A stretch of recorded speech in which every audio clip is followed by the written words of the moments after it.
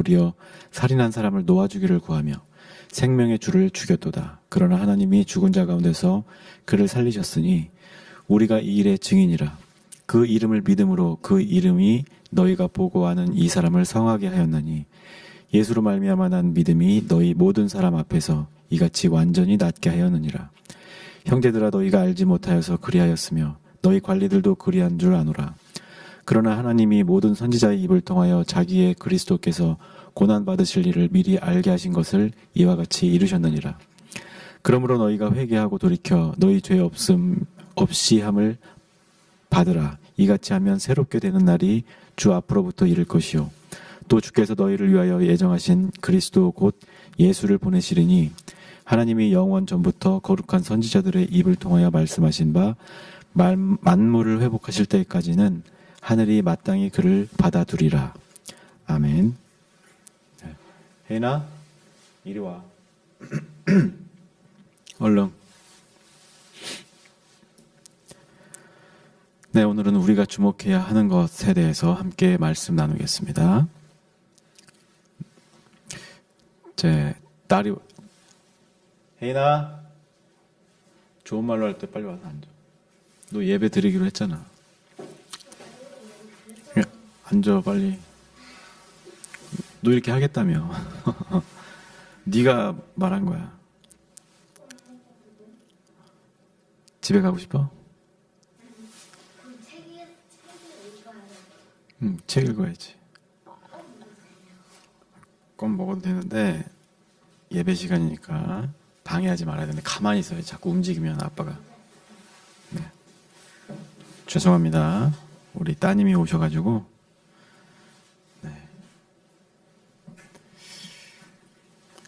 네, 오늘 말씀 지난주에 이어서 지난주에 어떤 일이 있었죠? 네, 성문 미문 앞에서 구걸하던 장애인을 베드로가 나에게는 은과 금은 없거니와 나사렛 예수 그리스도의 이름으로 일어나 걸으라 하면서 병을 고쳐줬죠. 그리고 나서의 상황입니다. 사람들이 이제 모여가지고 그 사람들이 이제 놀라가지고 그 행각이라고 하는 곳에 모여가지고 이런 일들을 막 이야기하면서 놀러하는 모습을 봐서 베드로를 신기하게 여기고, 네. 그래서 베드로가 이제 이야기하는 거예요. 베드로가 이것을 보면서 백성에게 말하되 이스라엘 사람들아 왜 이 일을 놀랍게 여기느냐. 내 개인의 능력과 권능으로 고친 게 아니라 예수님의 이름으로 고친 것이다. 왜 우리를 주목하고 하나님을 바라보지 못하느냐 하는 이야기를 하는 겁니다. 그러면서 너희들이 너를 낫게 해준 예수를 죽였다. 또 빌라도가 놓아주기로 사면하기로 결정한 것을 너희들이 뒤집었다.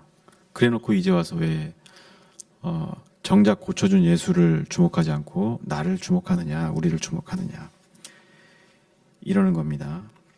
그 베드로는 이것은 내가 한 것이 아니다라고 분명하게 이야기하고 있어요. 예수님의 능력으로 고친 것이다. 그런데 너희들은 엉뚱한 곳에 주목하고 있다. 이렇게 얘기를 하고 있는 겁니다. 예수님은 다시 사셨고 그렇게 죽인 예수님은 다시 살아나셨고 그 사신 예수님의 이름으로 병을 고치게 된 것이니 예수님을 믿으라. 그리고 이렇게 병이 낫는 이런 모습이, 병이 나은 것이 예수님이 다시 살아나셨다는 증거가 된다고 오늘 강조해서 이야기하고 있어요. 우리는 기적에 주목을 많이 하죠. 우리가 성경, 특히 신약을 읽을 때도 예수님이 베푼 기적이나 제자들이 베푼 기적에 주목을 많이 합니다. 그러면서 제자들이 예수님을 따라했던 것처럼 우리도 예수님이나 베드로의 기적을 따라 해보는 거예요. 나사렛 예수의 이름으로 명하노니 모든 병이 떠나가라 하면서 교회에서 많이 기도도 하고 신유의 은사를 받았다고 하면서 이렇게 이야기하는 사람들이 있죠. 사람들은 그 기적에 주목을 하는 거예요. 네, 그 기적이 어디로부터 왔는가? 제가 기적을 베풀던, 베드로가 베풀던, 누가 베풀던 간에 그것은 예수님으로부터 온 기적이라는 사실을 우리가 기억하고 그 예수님을 주목해야 합니다. 그래서 우리는 이 병이 낫든 어떤 문제가 해결되든 이런 모습을 통해서 그 일을 신비하게 여기고 그 일을 기도해 준 사람, 도와준 사람을 주목하고 그들을 높이 세워주는 일보다는 우리는 예수님을 주목해야 한다는 것을 기억해야 됩니다. 또한 우리도 그 기적을 통해서 그 예수님의 처형에 동참했던, 동조했던 혹은 침묵했던 사람들에게 그런 사람들의 마음을 무력하게 만들고 또 그 기적을 통해서 선행을 통해서 우리의 그리스도인다운 삶을 통해서 그들의 그런 모습을 부끄럽게 해야 할 의무가 우리에게 있는 거예요. 그런데 기적에만 주목하면 우리가 앞으로 어떻게 살아야 될지에 대한 이러한 고민은 하지 못하게 된다는 것이죠. 그래서 제가 가장 극혐하는 것 중에 하나가 막 병을 고치는 집회 같은 거. 병 고치는 건 좋아요. 좋은 거지만 우리가 가서 병 고치고 기적을 체험한다고 해서 달라질 게 아무것도 없다고 지난주에 말씀드렸잖아요. 우리가 그 병 낫는 것에 우리 상황이 바뀌는 것에만 주목하다 보니까 정작 우리가 기적을 어떻게 베풀고 어떻게 만들어 가야 할지 또 어떻게 그 기적을 통해서 사람들에게 예수 그리스도의 이름을 전달할 것인지 이런 것들에 소홀하게 된다는 것이죠. 우리가 이 점을 꼭 기억해야 할 겁니다. 그 이후로 16절 에 보면 그 이름을 믿음으로 그 이름이 너희가 보고 아는 이 사람을 성하게 했다. 네. 그 사람도 이제 나사렛 예수의 이름으로 일어나라고 했더니 그 예수의 이름을 믿었다는 거예요. 그러면서 그 사람의 몸이 성하게 되었다. 네, 마찬가지입니다. 베드로를 믿고 내가 일어선다가 아니라 베드로가 말했던 그 나사렛 예수의 이름을 믿고 또 예수가 부활하셨다는 사실을 인정할 때 우리는 기적을 체험할 수 있다는 거예요. 그래서 예수로 말미암아 난 믿음이 너희 모든 사람 앞에서 이같이 완전히 낫게 하였다. 내가 고친 것이 아니다. 예수님의 이름으로 나는 기도해 줬을 뿐이고 그 사람이 그 예수의 이름을 믿음으로 낫게 되었다는 것이다. 그러니 예수에게 주목하고 예수가 꿈꾸었던 세상, 예수가 이야기했던 세상에 대해서 우리가 고민하고 예수님처럼 생각하고 예수님처럼 말하고 행동하자라는 그런 의미를 전달한 것이죠. 그게 중요한 거예요. 내가 고친 게 아니라 예수가 고친 것이다. 여전히 예수님은 살아있고 부활하셨고 우리에게 선한 능력을 베푸실 수 있는 분이다라는 것이죠. 우리가 이 점을 자꾸 잊어버리고 자꾸 무언가 다른 것에 주목하고 다른 것에 의존하는 경우가 적지 않다는 겁니다.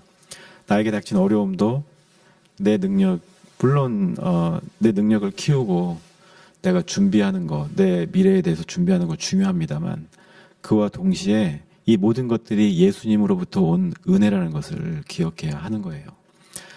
그게 아니라고 한다면 그냥 내 힘으로 할 수 있다. 이렇게 믿고 살아가다 보면 우리는 언젠가 넘어질 수밖에 없고 넘어졌을 때 내 자신을 자책하게 되고 스스로를 망가뜨릴 수밖에 없는 그런 연약한 존재라는 거예요. 그래서 우리가 늘 예수님을 기억하면서 예수님을 주목하면서 내가 받은 오늘 하루 이 시간도 또 음식도 물질도 다 하나님으로부터 예수님으로부터 왔다 하는 겸손한 마음을 가지고 살아갈 때 우리가 날마다 이러한 기적을 체험할 수 있다는 사실을 우리가 꼭 기억해야 할 것입니다. 그래서 또 우리를 통해서 예수님이 부활했다는 증거를 계속해서 나타내야겠죠. 그런 것이 나타나지 않는다 그러면 글쎄 우리가 올바른 그리스도인이라고 할 수 있을까 한번 고민해 봐야겠습니다. 쭉 이어서 오늘은 좀 짧게 끝날 겁니다. 그러므로 19절에 회개하고 돌이켜 너희 죄 없이 함을 받아라. 이같이 하면 새롭게 되는 날이 주 앞으로부터 이를 것이고 주께서 너희를 위하여 예정하신 그리스도 예수를 보내시리다. 시리니. 네. 우리는 이제 성경을 통해서만 이런 기적을 경험하고 보았죠. 또 우리 어떤 개인들은 기적을 체험하기도 하지만 대부분의 사람들은 그런 것도 보지 못하고 그냥 습관적으로 교회를 다니거나 그냥 아리송하게 믿거나 이도저도 아닌 상태인 경우도 많이 있죠. 아무튼 예수님의 이름으로 이러한 병 고치는 역사들은 있어 왔고 그런 기적이 없지는 않습니다. 이런 것들을 통해서 예수님이 부활했다는 것을 우리가 믿을 수 있고 또 부활한 예수님을 통해서 우리도 변화될 수 있고 우리의 문제나 질병도 고칠 수 있다. 이러한 믿음을 가졌을 때 우리는 어떻게 해야 되느냐? 회개하고 돌이켜야 한다 하는 거예요. 우리가 병이 낫고 또 금전적인 문제가 해결돼서 부자가 되고 또 내가 원했던 어떤 권력이나 지위를 얻는다고 해도 우리가 회개하지 않고 돌이키지 않으면 여전히 세속적인 생각을 하고 여전히 세속적인 방법만 따르다 보면 우린 죄를 짓는 사람이 될 수밖에 없는 거예요. 죄 없는 사람이 아니라 여전히 세속적인 세계관을 가지고 차별하고 편견을 가지는 그런 사람이 될 수밖에 없다는 거예요. 그래서 우리는 회개해야 되고 그 회개의 증거들을 나타내는 거예요. 말과 행동으로 우리가 예전에는 예수님을 죽음으로 내몰았던 삶을 살았다면 이제는 회개하고 돌이켜서 그 예수님의 이름을 의지하는 그 예수님의 이름을 의지해서 병도 고치고 배고픈 자가 배부르게 하고 또 아픈 자가 일어서게 하는 이런 일에 우리가 동참해야 한다는 것이죠. 그래서 먼저는 우리 주변에 우리 가족이나 직장 동료나 친구나 이런 특히 우리 부하 직원들한테 예수님을 믿는 사람답게 회개하고 돌이킨 사람답게 말하고 행동해야 하는 겁니다. 아마 여러분들이 만약에 갑질을 하고 있었던 사람이라고 하는데 예수 믿고 그들에게 친절한 말과 선행을 베푼다면 그게 기적이라고 그 사람들은 이야기할 거예요. 그리고 그런 기적을 경험한 그 사람들은 여러분들을 통해서 예수님의 부활을 믿게 될 것이고 예수님의 능력을 믿게 되는 것이죠. 제가 여러 번 말씀드렸지만 전도는 바로 이런 거예요. 나가서 예수 믿으시오 백날 외치는 것보다 내 말 한마디가 변하고 행동 하나가 변하는 것이 진정한 전도다. 이 점을 꼭 기억했으면 좋겠습니다. 그래서 우리가 회개한다는 것은 결국에는 우리의 속성, 우리의 죄악된 속성을 자각한다는 의미가 되는 거예요. 내가 어떠한 존재인지 인지하게 되고 깨닫게 된다는 것이죠. 그래서 돌이키고자 하는 마음이 더 간절해지는 거예요. 예수님을 믿고 우리의 상식 대신 예수님의 마음을 품겠다는 그런 마음을 갖게 되는 거죠. 이게 회개의 열매입니다. 그래서 회개하고 돌이킨다. 그래서 회개가 일어나고 우리의 회개를 통해서 우리가 그리스도인이 되면 우리 가정이 변화되고 우리 사회가 변화되는 거예요. 우리 가정이 회복되고 사회가 회복되고 또 우리의 재정이든 질병이든 이러한 모든 문제가 나사렛 예수 그리스도의 이름으로 변화될 수 있다는 것이죠. 결론적으로 우리는 하나님의 기준과 가치를 따라 살아야 한다는 거예요. 인간적인 세속적인 기준과 가치는 우리가 서로 경쟁하고 위아래를 나누고 차별하고 편견을 가지는 것밖에 있을 수가 없어요. 경쟁하다 보면 그럴 수밖에 없다는 사실을 제가 이전에 한번 나눈 적이 있죠. 그래서 우리는 그러한 틀에서 좀 벗어날 필요가 있어요. 물론 건전한 경쟁을 하고 열심히 노력하는 거 중요하고 쓸모없는 일이라는 게 아닙니다. 그럼에도 우리가 먼저는 그 기초에 하나님의 가치를 가장 밑바닥에 깔고 그 위에서 우리가 인간적인 노력도 해야 한다는 것이죠. 그래서 하나님의 기준을 가져야 우리가 온전한 믿음을 가질 수 있고 또 하나님의 정의와 공의를 실현하면서 살아갈 수 있는 존재가 되는 겁니다. 그래서 우리는 예수님께 시선을 두어야 하는 거예요. 우리가 주목해야 될 것이 무엇이냐? 돈도 아니고 건강도 아니고 명예도 아니고 권력도 아니죠. 물론 그런 것들이 우리 눈에 자꾸 들어와요. 저도 어떤 사진 찍는 일을 하면서 카메라를 맨날 바꾸고 싶은 그 욕망에 시달릴 때가 있어요. 자꾸 카메라를 주목하면서 사는 거예요. 맨날 보는 게, 일하는 게 사진이다 보니까.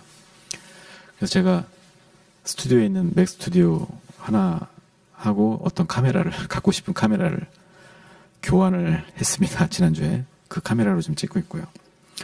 아무튼 이제 웃자고 한 소리지만, 우린 이렇게 우리의 시선을 빼앗고 우리가 다른 곳에 주목하게 하는 것들이 너무 많다는 거예요. 우리 따님 춤추지 말고 앉아 계세요. 설교 중에 춤을 추고 있네요. 네. 사람들은 베드로에게 주목하고 그 기적에 주목했지만 이런 것들은 이단이 만들어지는 주요한 이유가 됩니다. 어떤 목사가 누구를 고쳤다 그러면 우리는 때로 몰려가죠. 특히 아픈 사람들은 한 줄기 희망을 가지고 그 병을 고쳤다는 사람을 쫓아갑니다. 그러나 우리가 기억해야 되는 것은 그 목사의 능력으로 병이 고쳐진 게 아니라는 거예요. 나사렛 예수 그리스도의 이름으로 예수님의 능력으로 고침을 받았다는 것이죠. 오늘 말씀에도 나왔지만 그 거린이, 장애인이 그 예수의 이름을 믿음으로 나음을 얻었다고 말하고 있죠. 우리도 마찬가지입니다. 예수님이 누구인지 또 예수님이 어떤 능력을 가지고 나를 고칠 수 있는지에 대해서 이해하고 믿고 있다고 한다면 우리는 그 목사가 아니더라도 어떤 신비한 신유의 그런 능력을 가진 사람이 아닐지라도 우리는 병을 고치고 우리의 문제를 타개할 수 있다는 것이죠. 그럼에도 불구하고 해결되지 않는 문제들은 우리가 기도해야 할 문제고 하나님이 그 일을 통해서 뜻하신 바가 있다는 것을 우리가 염두에 두면서 기다릴 수 있어야 하는 거예요. 그래서 베드로에게 주목하지 말고 그 병 잘 고치는 목사에게 주목하지 말고 우린 예수님께 시선을 두면서 그 예수님이 전하는 메시지를 주목해 볼 필요가 있습니다. 세속적 가치들을 중심에 둔 삶은 무너지게 되어 있어요. 하나님의 가치, 예수 그리스도의 가치, 흔히 얘기하는 정의와 공의와 사랑,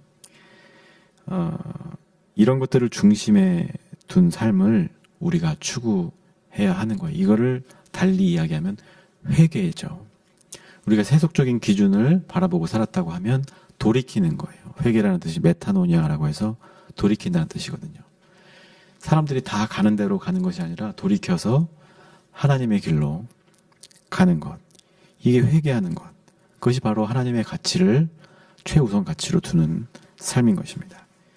이것이 오늘 본문 말씀이 우리에게 권면하는 중심 내용인 거예요. 이 본문을 읽으면서도 자꾸 사람들은 베드로의 능력, 베드로가 겸손을 떤다. 이렇게 이야기하는데 그 능력에 주목하고 병 고친 것에만 주목하면 우리는 진짜 그리스도의 삶이 무엇인지 그리스도인의 삶과 점점 멀어질 수밖에 없다라는 것을 우리가 꼭 기억할 필요가 있습니다. 그래서 하나님의 뜻을 품은 우리가 되었으면 좋겠어요. 여전히 우리 나약하고 자꾸 우리의 시선은 세속에, 저는 이제 카메라나 장비에, 또 어떤 사람은 명예나 권력에, 돈에 집중할 수밖에 없는 환경이지만 그럴수록 그때마다 회개하면서 우리가 돌이켜서 하나님을 주목하고 나사렛 예수 그리스도를 주목하고 믿는 우리 모두가 되었으면 좋겠습니다. 그때 우리에게 크나큰 믿지 못할 기적들이 일어날 것이고 그 기적을 통해서 많은 사람들이 예수 그리스도를 믿게 될 것이다. 이런 말씀을 드리면서 오늘 말씀 마치도록 하겠습니다. 기도하겠습니다.